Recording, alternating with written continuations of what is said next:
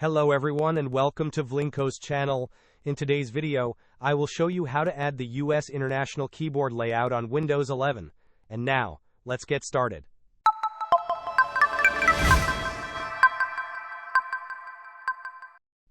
To begin, right-click on the Start button and select Settings from the menu.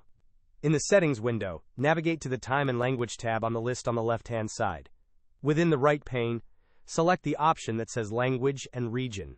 You will then see an option to add a language. Click on this. In the search bar, type the word English. Now, you may not find a direct option for US International Keyboard, as it is not always listed explicitly in newer versions. Instead, you can select the English United Kingdom option from the search results.